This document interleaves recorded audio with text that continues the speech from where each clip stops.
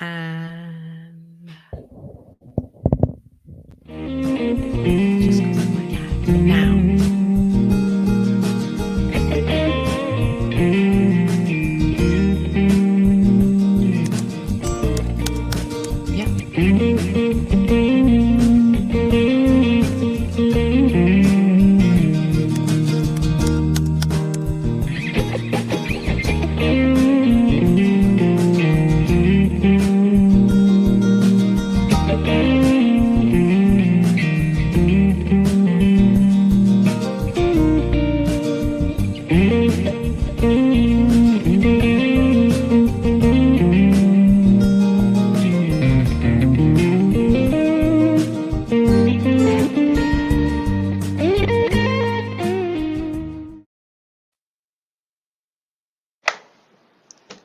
Hello, welcome. Welcome, everyone. This is Reverend Kathy Mastroianni. We're so excited to have you here today to join us for our next episode of Wisdom of the Mystics. And I'm here with the amazing Reverend Laura Topper. And so we're grateful to be here. Hello and hi and welcome, Reverend Kathy. It's great to be back here with you again, celebrating another mystic and another incredible presenter who has been on the Wisdom of the Mystics show before, presenting, and this time with a new mystic. Well, not a new mystic, but someone we know, new to this show. And if you're joining us here right now, welcome to this program. This is going to be an exciting conversation over the next 50 minutes or so. We're here with New Thought Media Network, of course, and Reverend Kathy Mastroianni is here from the Science of Mind Archives, the Executive Director of the Science of Mind Archives. So this is a glorious opportunity to share the wisdom from these teachers and mystics and ancients who knew the truth within their own heart. And this week, Reverend Mark Gilbert is here waiting in the wings to share his knowledge and his wisdom of Christian D. Larson, which I know will be very, very informative and real. And we need to hear this. We need to understand more of these teachers and what they brought forth and how we can use this teaching practically in our own lives. So Reverend Mark Gilbert is no stranger to New Thought Media Network. He's here on Saturdays, shining his light with his knowledge of the Science of Mind textbook and other shows that he presents in his own world where he is ministering, and his blog, The Conscious Bridge, is incredible. The amount of work that he does and puts in to understanding these mystics as he learns himself and shares these teachings with people around the world. So we're blessed, so blessed, aren't we, Reverend Kathy, to be here with Reverend Mark. So shall we bring Reverend Mark into the mystics room? Yes, let's bring him in. Yes. Ooh, into the cave. Room. Hello. Yes. Going into the mystic. Yes. Yeah. Welcome. Thanks for having me. It's great to be back. Yeah. It's fabulous that you're here. And Christian D. Larson, what can we learn about him, and who was he? What was he bringing to the world at the time of his? He was so enlightened. Who was he as a person? Yeah. You know, I think the high level overview of who he was as a person is that he was a New Thought author and teacher who came about and was most popular in the early part of the 20th century. He wrote several books that were widely distributed. He was a New Thought magazine publisher, and he was a major influence on Ernest Holmes. And I think over the course of this conversation, we'll probably get into all of this. What I thought I might start with is share how I got interested in Christian D. Larson, because I was already a Science of Mind minister and working with the staff at Centers for Spiritual Living when the then editor of the magazine, Science of Mind magazine, Claudia Abbott, approached me about writing an article on Christian D. Larson. And so at that point in time, I had seen some of his books on shelves, and I had heard his name loosely bandied about, but I really didn't know who he was. And so Claudia asked me if I would write an article for him, and it actually came out as one of the articles back in the issue in October 2011, The Legacy of Christian D. Larson. And it was exciting to be able to write that article. And that's when I sort of really got interested in him, and knowing about Larson and tracking the works of Larson has been something that's sort of been near and dear to my heart since that time. I was blessed to be able to write the article, having written a number of articles for Science of Mind for over a 4 or 5 year period when Claudia asked me. And I thought, well, I don't know anything about Christian D. Larson.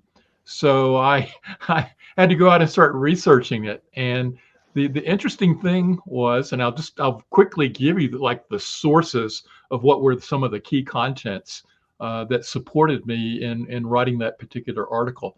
And one of the things was that the Science of Mind magazine had done an article on Larson a number of years before, back in 2005. And it was written by a lady the name of Jessica Hatchigan. And I started by reading her article, and then saying I didn't want to repeat that article. I wanted to give a different flavor to the content. And I started researching the Science of Mind archives, where Reverend Kathy is the executive director. And so at that time, I started researching, and some of the key resources were the notes and minutes of all of the meetings and where decisions were made over the Science of Mind organization, the Religious Science Institute, as it was known at the time, to see how, because they brought Christian D. Larson in to work for them, and he worked for the magazine and so forth. So that was one of my sources. And we also found in the midst of all of that an unpublished, in the archives, an unpublished interview written by Maud Latham, who was one of the editors of Science of Mind back in the 1940s, where she interviewed Christian D. Larson and got sort of a biographical info on him in a document that was in the archives but had never been published. I think its intent was to be included as part of the Science of Mind home study course that was being sold at the time. But we now found that didn't find any evidence that it ever was included in the material, so it stayed unpublished. But it had a lot of Larson's own recollections about his life, and that served as a good bridge and touchstone for the article that I wrote. And another key source for me was reaching out to Larson's family, and he had a couple of children, and one was still alive, his son Chris Larson.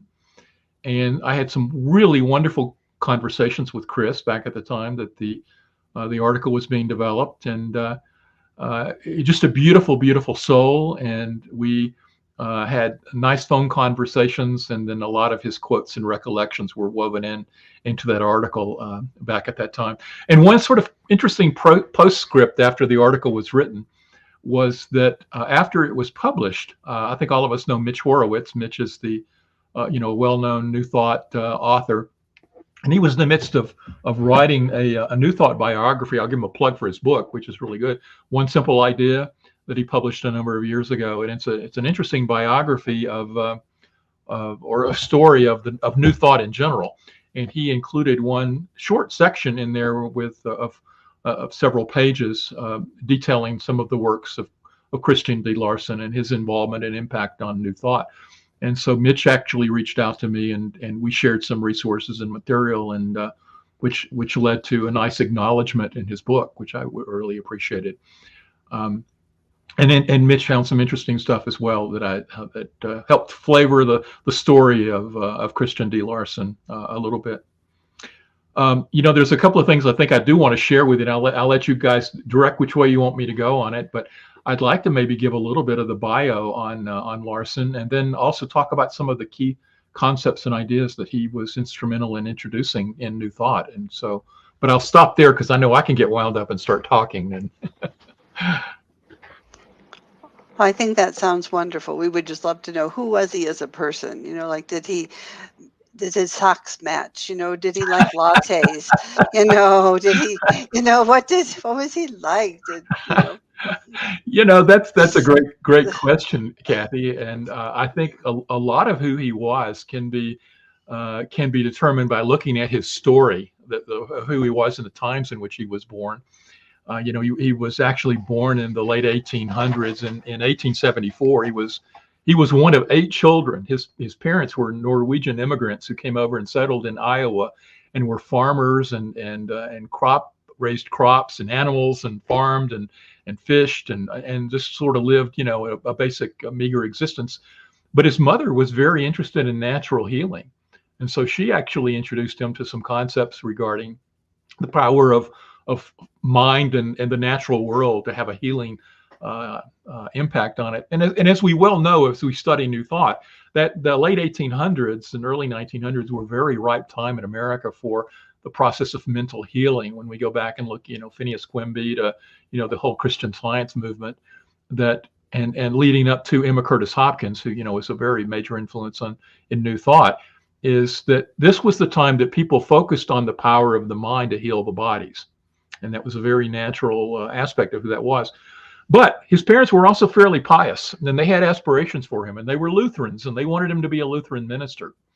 And so Larson actually enrolled in a Lutheran seminary and began attending there. And then he had 2 things that happened that sort of like derailed that path. One was he was on a train, and a Unitarian minister left a book on the train when he got up and got deboarded. And Larson found the book, and it was a Unitarian text that opened Larson's eyes to another aspect of the world that was beyond what he was learning in the Lutheran faith.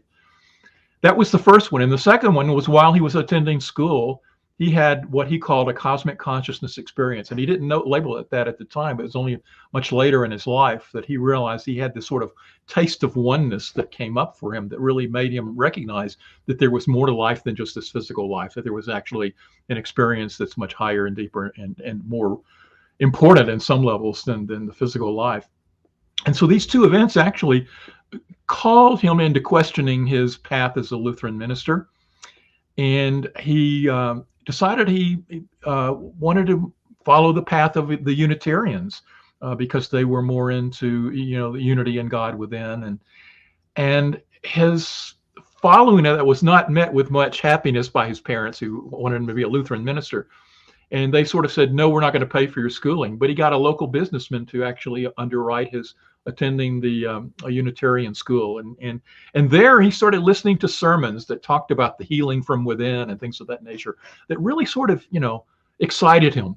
And another excitement was he heard somebody who was a fairly well known at the time, but probably not well known now, a guy by the name of Francis Schlatter. Francis had moved to the United States from a little area between France and Germany, and was working as a cobbler and had this mystical experience where he got a message to go out and start healing people. And he was living in Denver, Colorado at the time. And this was like in the early 1890s. And Larson encountered Schlatter. And Schlatter was like this person who heard this voice that said, sell your business and go heal people. And Schlatter was roaming around the countryside and drawing crowds in Denver, where he healed, would basically put his hands on them and say a short prayer and effectuate healing. And he became fairly well known throughout the western part of the U.S. for a number of years, and written up in newspaper articles and so forth. And but Larson went and visited this and thought, this is fascinating. And so he tied it to his interest in Unitarian teaching. And so he came out of school, and one of the first things he did was he was a traveling healer in Iowa. He went back to where his parents were, and he traveled around the countryside and was healing people. But he thought he wanted to do more. And he discovered there was this college in Cincinnati that he went to, that he actually transferred from the Unitarian school to this Cincinnati college that was all about mental healing and taught mental healing concepts.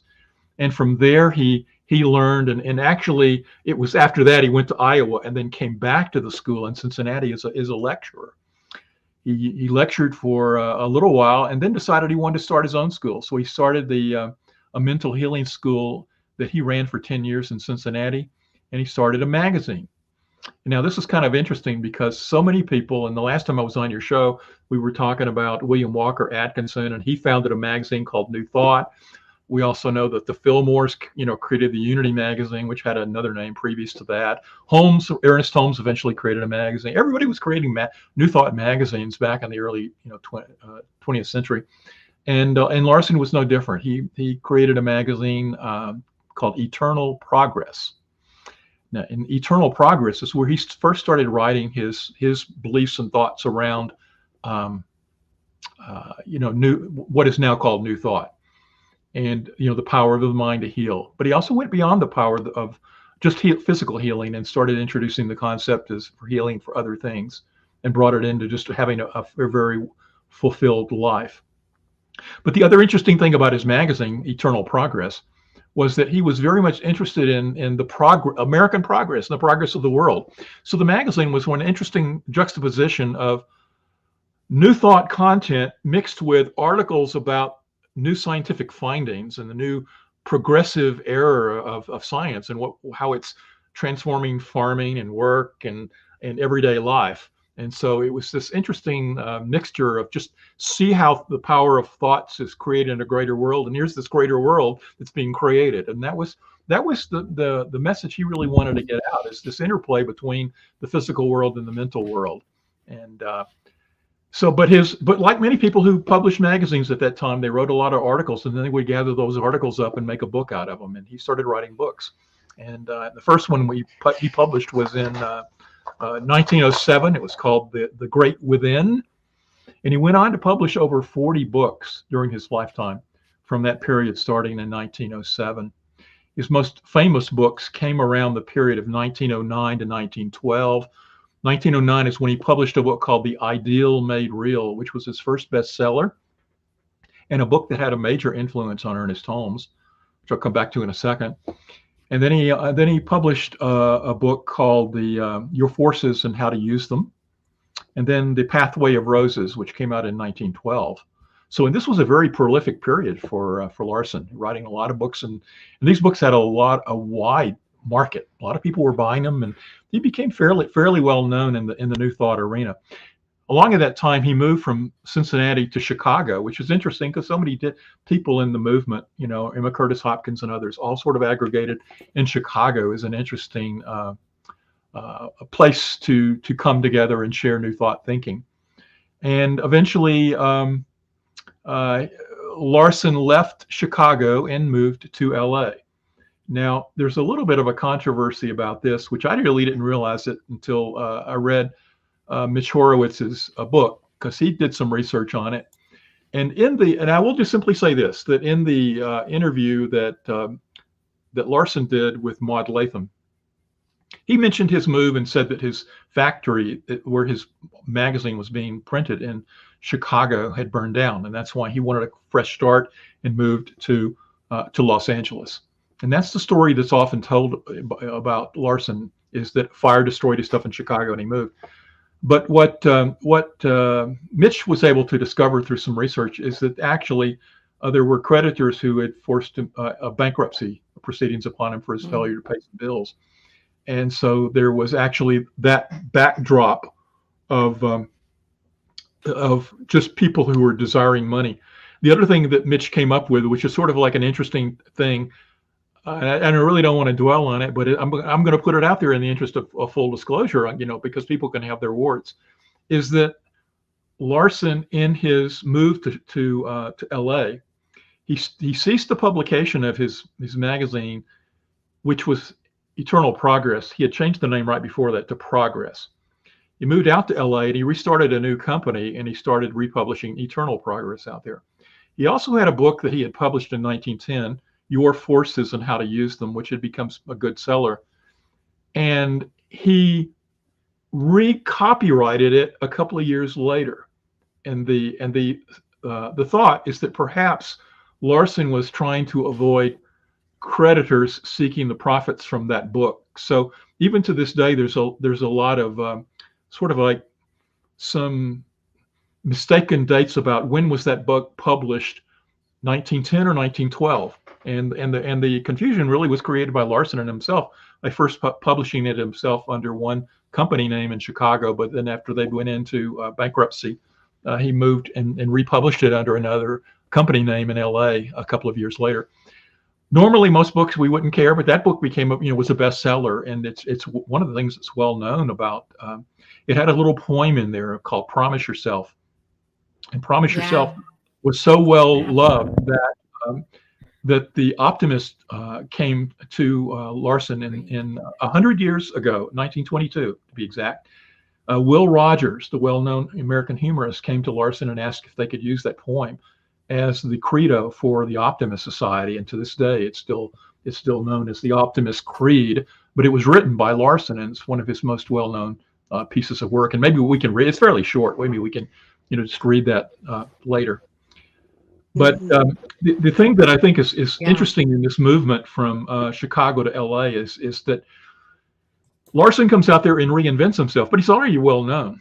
And he comes to LA, sets himself up and starts lecturing at the same theater that we all know that Ernest Holmes taught at, the Ebell Ewell Theater. And that's where Holmes and Larson first met. But Holmes already knew Larson because Holmes had read the Ideal Made Real.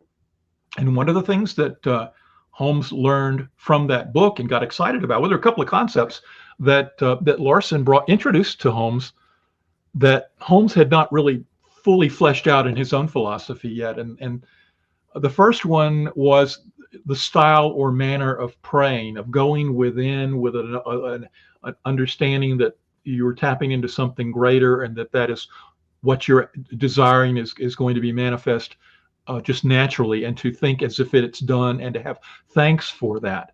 So there's a number of quotes in The Ideal Made Real that point back to this type of going within, to the stillness within, and knowing that what you're wanting is being created and having thankfulness for it, is in the book The Ideal Made Real from 1909. And so when Larson moves to LA and starts lecturing, Holmes comes to one of the lectures and introduces himself afterwards, and they become good friends.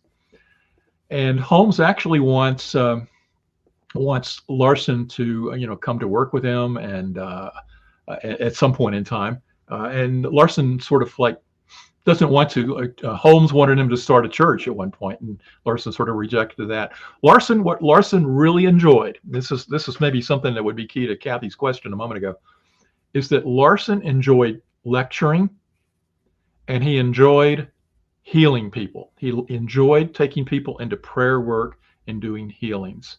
And these were the two key aspects of who he was. And so the people around him described him as very saintly in a way, because he was very quiet and had a mystical aspect to him. And in fact, Chris, his son's recollections, that people often saw him as this sort of quiet saint person. But he was that's who he was at his essence. Just a couple of other biographical facts. I know I'm sort of like going down memory lane for Larson here, but when Larson moves to LA and starts lecturing there, he also writes a home study course, and both Ernest and Fenwick took the home study course of Larson. So what Larson was putting out there in terms of content, there was another source of input, and both Larson and Ernest referenced Larson as one of their influences, helping them to formulate their philosophy. So that sort of brings us up to where he meets Holmes, and there's more to the story after that. But I'll just see if I'll stop and see what your reaction is, and then talk. Well, I'd like to. That's amazing. I mean, I love it that he's had a mystical experience, and he's in seminary training, and he knows the truth. And I love this piece that you've just talked about, where he's kind of outlined the first stage of spiritual mind treatment, really, and Ernest Holmes caught onto that And I didn't realize it had come from Larson. I thought Holmes had just developed that within himself, that realization within himself. So for Holmes to have read that and then embodied that as, oh, someone else feels like this too, that's really powerful, because it would have propelled, I'm sure, Ernest Holmes to continue with the configuring of spiritual mind treatment. And I just really also love the idea that he had his own home study course, that Larson was teaching his own home study course. I wonder if that's still available. You know, I don't know. I've not been able to find that. That's a good question, and I'd like to know. Maybe the archives. Yeah. Maybe the Science Mind Archives might have it. Maybe. So we have these Maybe. incredible, these pamphlet file cabinets. That's where the most bizarre miscellaneous things on the planet are. And so remember, I found Sarah Flower's work, you know, because we had Tracy Brown talk about Sarah, and I just found them when I gave Laura's class a tour. So I think we should. Let's see what the archives has about Christian D. Larson. But yeah, that home study course sounds fascinating for sure. Yeah, it's one of the things that, you know, it's great that Ernest, you know, formed an organization that allowed a foundation and the archives to build up to help preserve some of the stuff. And I know that what in this program, what you've highlighted is a number of people who didn't form an organization, and it sometimes allows some of their stuff to sort of like get lost. And there's nobody who's really sort of shepherding, you know, and protecting this rich material that I think that needs to be saved and kept and made available for people in the future. Yes. You know, continue on a little bit with the biography of him, is that he, after he was in LA, he not only continued lecturing, but he traveled around as a lecturer. In fact, that's where he met his wife. And in my article, I detail that and who she was. And then he has kids, and he has a home in Beverly Hills. And he uses LA as his base for traveling around. And Ernest, again, really valued what he was learning from Larson. And so he started asking Larson, you know, had been approaching him about coming to work for his new fledgling Science of Mind organization, or religious science. And Larson at first didn't want to, but eventually did. Around in the late 20s, he came in and started serving as a lecturer for the Religious Science Institute, which was the educational body that Ernest Holmes had created, that first published the Science of Mind magazine and the Science of Mind textbook. And also in those during that time, Holmes encouraged and was able to convince Larson to serve as one of the associate editors of the Science of Mind magazine. And so he came in around 1928 and was serving as a lecturer for the Institute, and was an associate editor of the magazine, and served as an editor for the magazine up until 1932. He wrote a number of articles. In fact, the very first article that he wrote was a summary of, it was like a list of quotes from some of his more popular books. They pulled some of his more pithy sayings out and sort of put them together in a healthy living saying thing. And Larson also wrote a book about, or an article in the first issue that he was an editor for, about child rearing and using the concepts of New Thought in child rearing circumstances. You know, one of the things that I think is interesting about Larson is that he actually, according to Fenwick, he was one of the people that was most influential on Ernest on the use of prayer for things other than mental healing. And I think that, you know, there's been some other New Thought writers too that I think had an influence on Holmes in that regard. But there were several people who sort of popped up in this 1900 to 1910 time frame that started saying, let's take mental healing in a new direction. Mental healing is not just about healing the physical body, but it's about, you know, creating a greater and grander life full of abundance and relationships and, you know, the ability to express our creative talents and things of that nature. Larson saw that, and Larson's books brought that out. Another thing that Ernest got from Larson was the concept of what Larson called contradictions. Now, if you study Science of Mind, you probably always hear the phrase, turn away from the conditions, so that when you're changing your thinking, you don't get so wrapped up in what's going on in front of you that may be counter to what you're desiring, that you have to sort of acknowledge what's in front of you, but you turn from that in your prayer work and your affirmative prayers to see the ultimate truth. This was called Contradictions by Larson.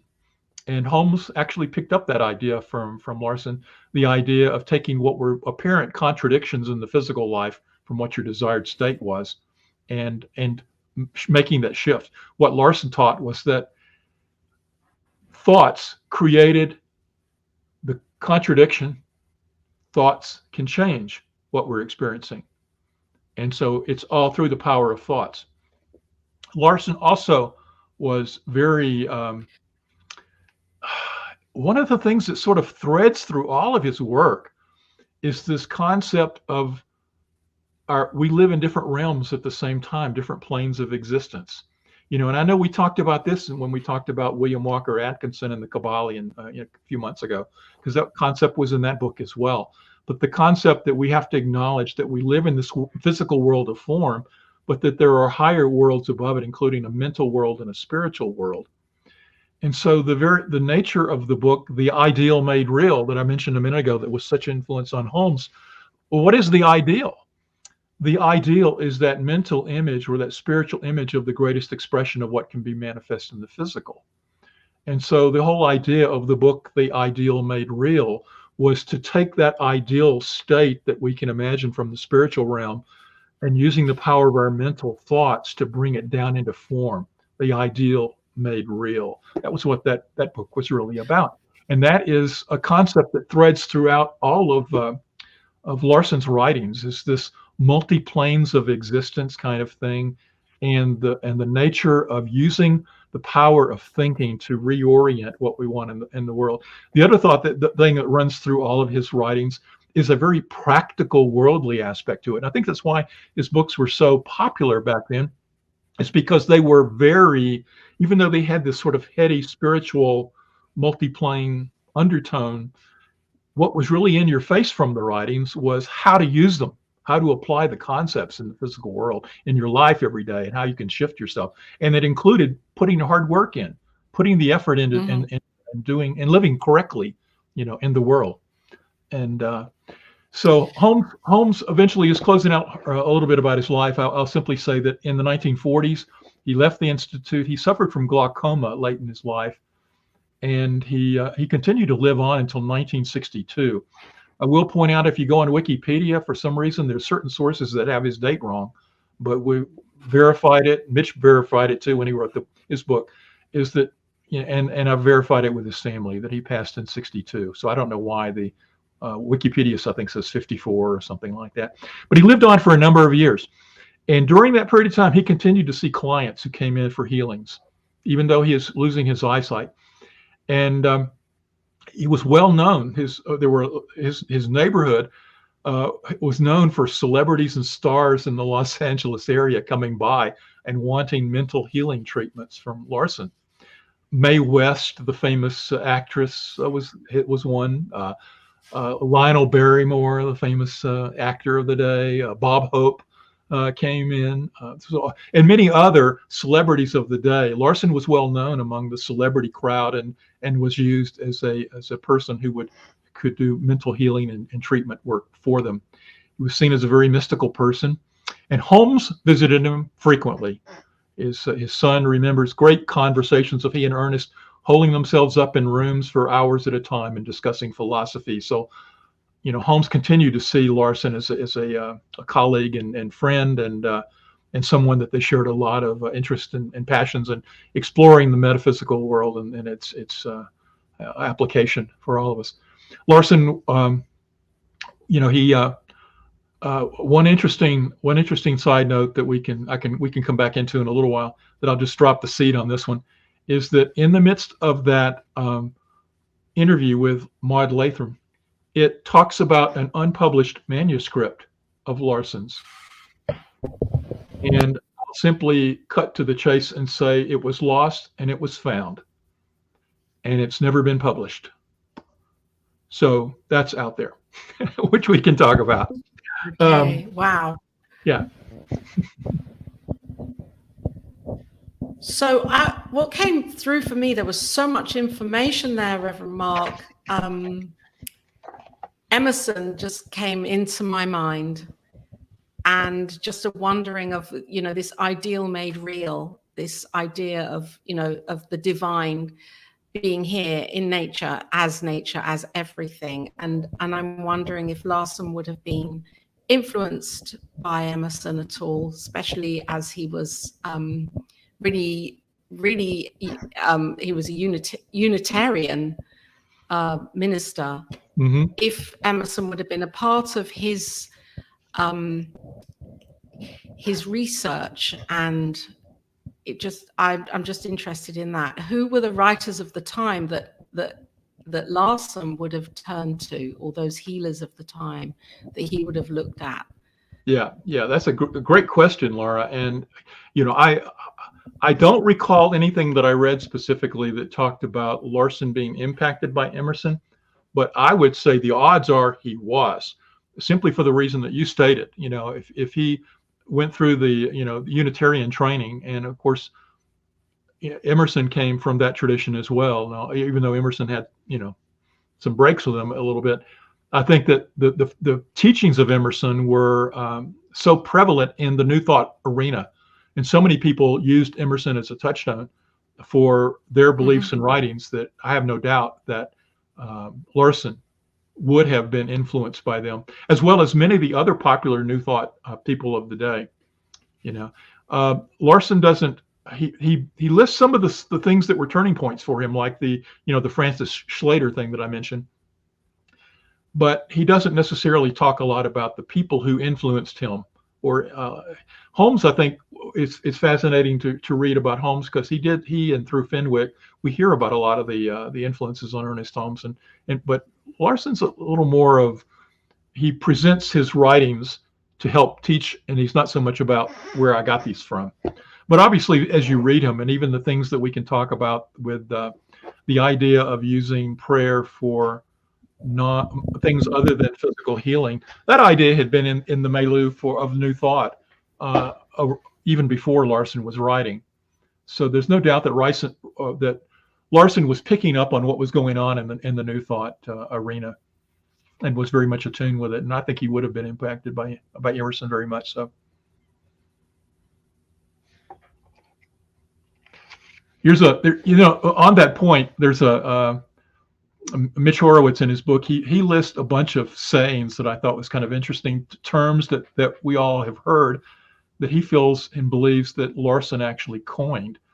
One of the live the simple life is a phrase that comes from Larson. Make yourself over. Live in the present only. Have an attitude of gratitude. Be all that you can be. And in statements like that, which have sort of become into the mainstream and become part of the positive thought aspect of life, harken back to phraseology that was initiated by Larson back in the 1900s and 19-teens through his writings. So he obviously, and if you read him, he has a great turn of phrase and is very very fun to read, even to this day. He speaks to deepness, and he speaks to physical, personal action in his writings. No, I think that's wonderful, and it's just a natural fit. I mean, you can just see Ernest Holmes and Christian just really hitting it off, and I love that they maybe were supporting each other. And you were talking about the readings, and you planted the seed earlier, but this could be a good time for the Optimist Creed. Yeah. Speaking of positive phrases, and again, just that positive mental science, it's just so powerful. And I love what we're learning about Christian D. Larson. Yeah, thank you. And I will read that, and I'll say if anybody's interested in where to get Larson's books, all his books are in the public domain. And there's links out on the internet, and I know there's a link that we're going to share from my website, where I've sort of aggregated a lot of stuff about Larson all on one page. And if you go to my website, which is consciousbridge.com, but you can go up and click on the menus for like New Thought resources and follow down to New Thought authors and go to the Larson page. And there will be links to free audiobooks and ebooks of Larson's that people can download if they're interested. But if you want a physical copy, I'll recommend this one. It's called The Optimist Creed, but it's actually about 5 or 6 books in one. It's got most of Larson's major books: The Pathway of Roses, The Ideal Made Real, Your Forces and How to Use Them. They're all in this particular book. But the book starts with the poem that the Optimist Club took, and what I'll do is just read it real quickly, and just listen to these phrasing and just apply it to your own life and how it can be motivating to you as you're hearing these words. He says, "Promise yourself to be so strong that nothing can disturb your peace of mind. To talk health, happiness, and prosperity to every person you meet. To make all your friends feel that there is something in them. To look at the sunny side of everything and make your optimism come true. To think only of the best, to work only for the best, and to expect only the best. To be just as enthusiastic about the success of others as you are about your own. To forget the mistakes of the past and press on to the greater achievements of the future. To wear a cheerful countenance at all times and give every living creature you meet a smile. To give so much time to the improvement of yourself that you have no time to criticize others. To be too large for worry, too noble for anger, too strong for fear, and too happy to permit the presence of trouble. To think well of yourself and to proclaim this fact to the world, and in loud words, not in loud words, but in great deeds. To live in the faith that the whole world is on your side, so long as you are true to the best that is in you." If we could promise ourselves to do that, man, what a life we individually would have, and what a world this would be. If we could all uphold ourselves to living by this promise of uplifting ourselves to the greatest version of who we can be, and in doing that, uplift others as well by doing no harm to others, but also to supporting others in their own growth. It's just a beautiful, beautiful poem that is worth. Many people post this around and use it as a reminder of how to live. Yeah. And I had that, and I read it every day for quite a while, and Wow. and it was beautiful to read. And I'm just really interested in this though, because I heard that, and you've kind of gone into this a little bit, that he was having financial difficulties at points in his life, and I heard that he'd written this while he was in those difficulties, and this was a way of him affirming to himself that, looking beyond the situation, the contradiction, or denying the denial of it. And I suppose for some could think, oh, this is a spiritual bypass. I just wondered if he actually really did do the healing himself, and if he managed to break through his own level of consciousness and uplift himself and to become prosperous. Do you know if he achieved that in his life? Yes, I believe that he did, Laura. And it is, to the point of when he did write this, in the first version of Your Forces and How to Use Them, which came out in 1910, and that was in the period where he had moved to Chicago and then had started having creditor problems, etc. So there, to the fact that maybe he wrote that as a means of uplifting himself, there probably is. I could see some validity in that. I don't know that to be true, but it certainly seems somewhat logical.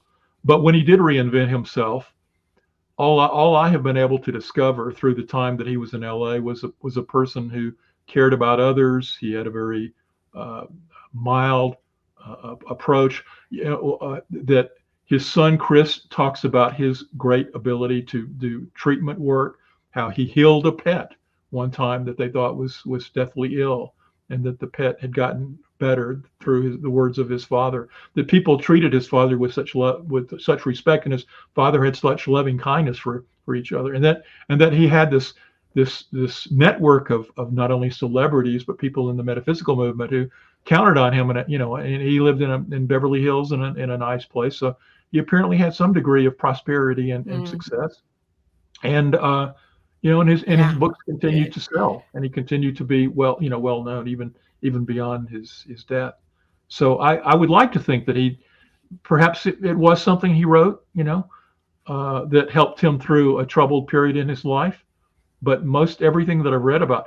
One other quick story is that when he came on the staff of the Religious Science Institute, it was right before the stock market crash and the Great Depression.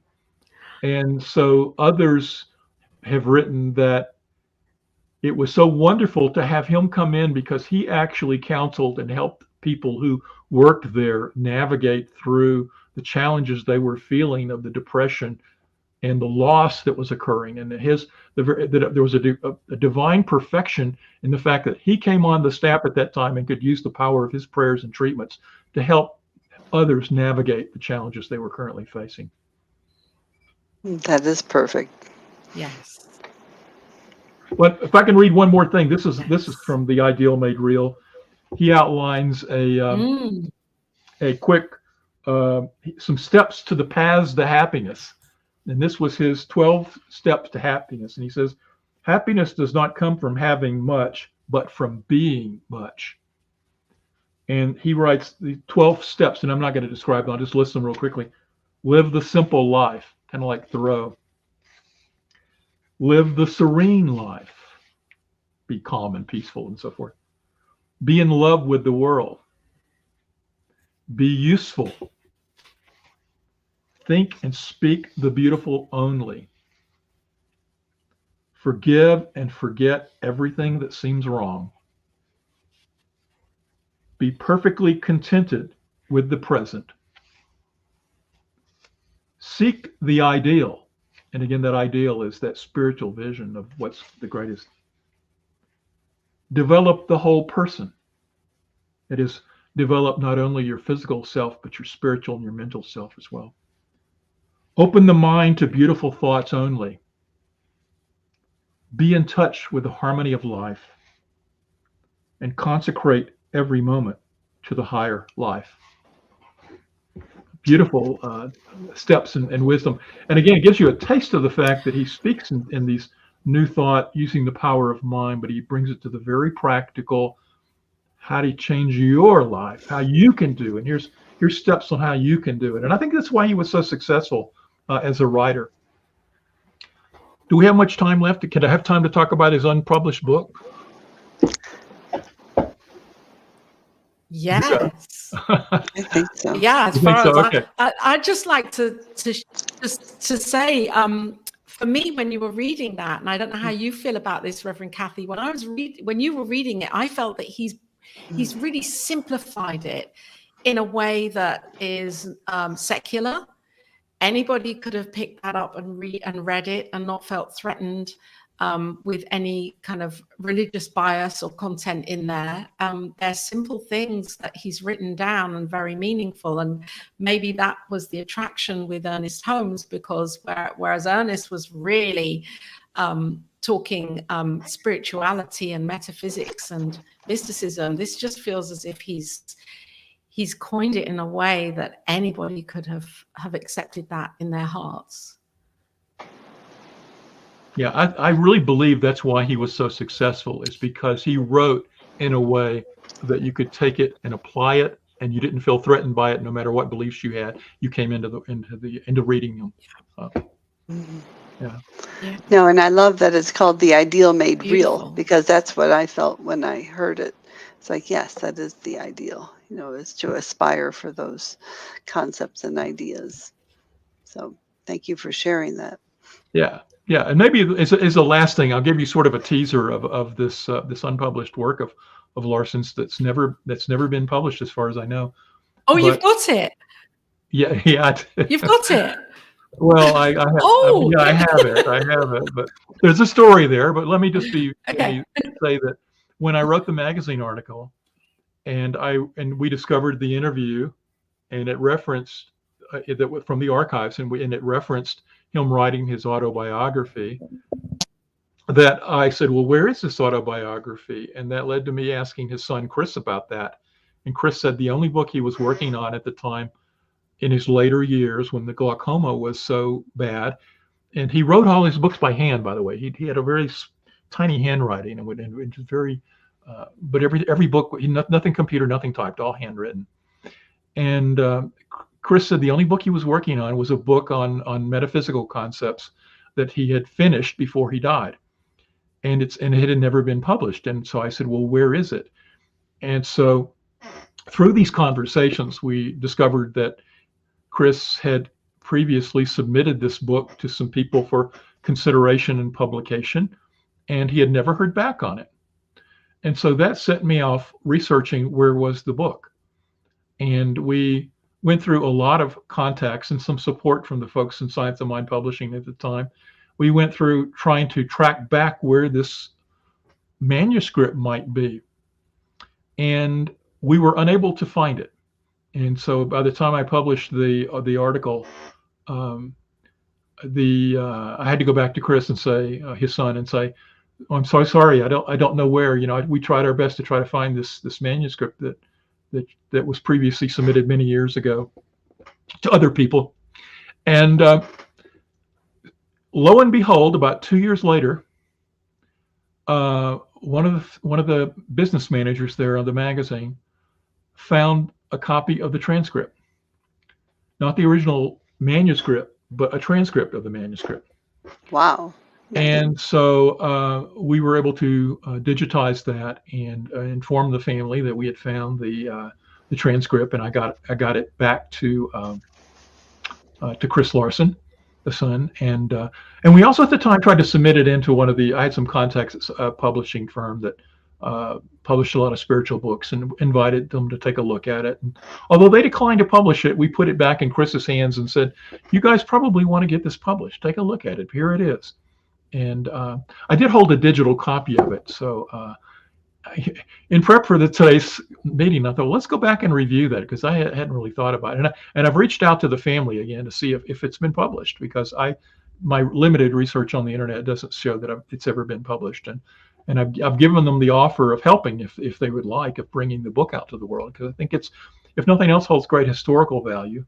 But the book itself, I can give you sort of a real quick overview of what the book is about. It's just an elevator speech. In this final book of his, Larson talks about the fact that the whole world seems to be filled with a sense of lack, that there's never enough. And the reason that there's never enough to meet the needs of everybody is because we're focused on the wrong thing, that we're focused on materials success. And material success is good to a degree, but it's not the only success, and that there are these other planes of life that we've talked about previously. But that if we can turn upwards and turn to the manifestations and desires of meeting needs at the mental and spiritual levels, that we will discover that we always have enough, and that these will help us create enough, and that there is always an abundance on this universe.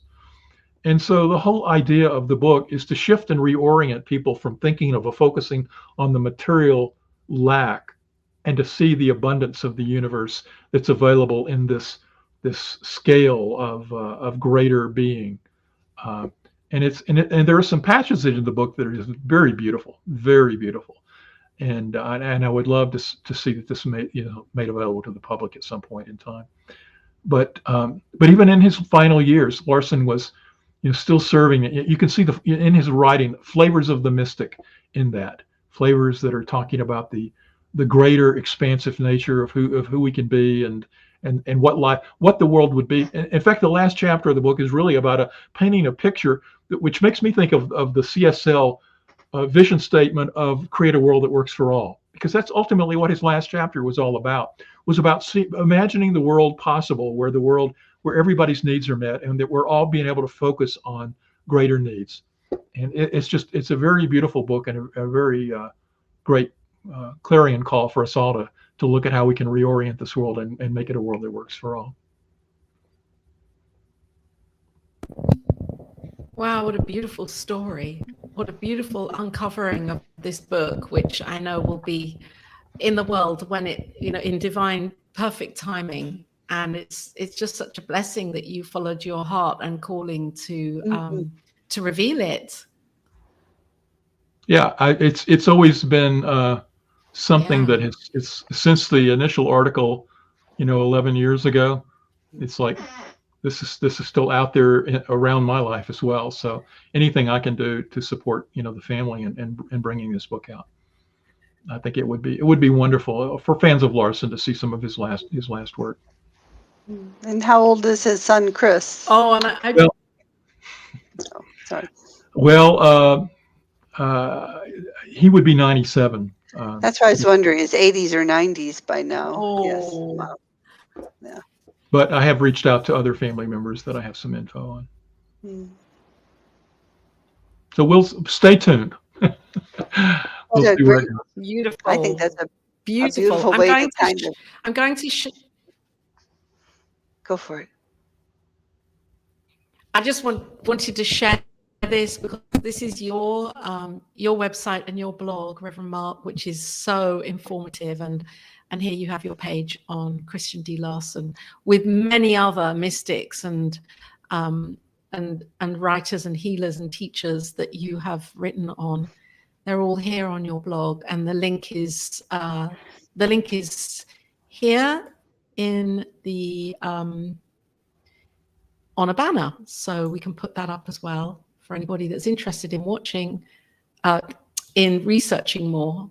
If you're watching now, then you can go to, after the show, of course, you can go to Reverend Mark's website and learn more. Conscious Bridge, I did have it. I will put it up here.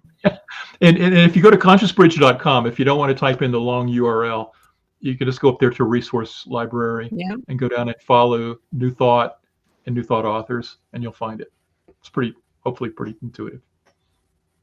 Okay. Perfect. So thank you for being here, Reverend Mark, today and sharing.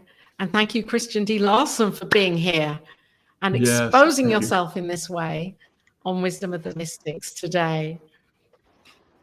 Thank you for having me, and I hope this is helpful to everyone who watched it, and that it encourages them to seek out the works of Larson and discover him more.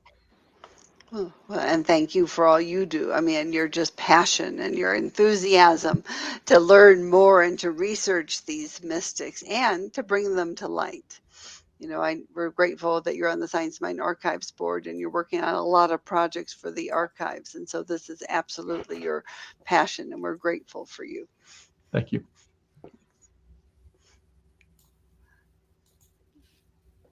And I just think that last story was just perfect. And do you have any last words, Reverend Mark? Oh, sorry. Oh, yeah. What are your last words? Sorry, Reverend that was Mark? A lag there. Well, my last words would be to encourage anybody who is new to Christian D. Larson to go and explore him. Go out there, and if nothing else, go back and find the Optimist Creed. You can find it online. Just go Google it. You will find, little pages of it that you can print out and post in front of yourself and look at those words. And if they resonate with you, find more out about Larson, or use the resources on my website or the website. Use your search engine just to find more about him and pursue his books. He's a wonderful writer, very inspirational. I think you'll benefit from reading him. So thank you. Yeah. Evelyn, thanks you too. Evelyn, hi Evelyn. It's great to be here with you. We've been here with Reverend Mark Gilbert, sharing and revealing and unraveling more truth about Christian D. Larson and his work in the world, and how he has influenced New Thought and Ernest Holmes and religious science and science of mind, which is so powerful to learn about these mystics and to know that that this ancient truth is here right now and real. So thank you so much, Reverend Mark, for being here today again. Thank you. And for anybody that is really, really interested in the Science of Mind archives, then Reverend Kathy Mastroianni is the executive director, and her work and the work that they are doing, that you are doing in the archives, is phenomenal. Restoring and archiving and creating this beautiful home space for all of these writings and teachings. It's so powerful. Thank you, Reverend Kathy, for all that you do.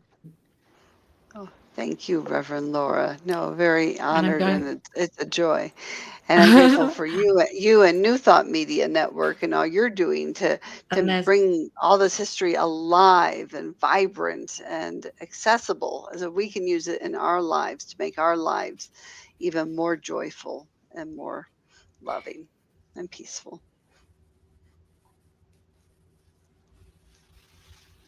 Beautiful. And thank you for being here. If you're viewing this in real time or at any time, then take this into your heart and use it for your life. And we will be back here in 2 weeks' time with another Wisdom of the Mystics. And stay tuned in to the network now, as there's more programming coming up. New Thought Today is on in a moment. So thank you for being here, Reverend Mark, again. And see you all soon. Bye for now. Bye. Bye.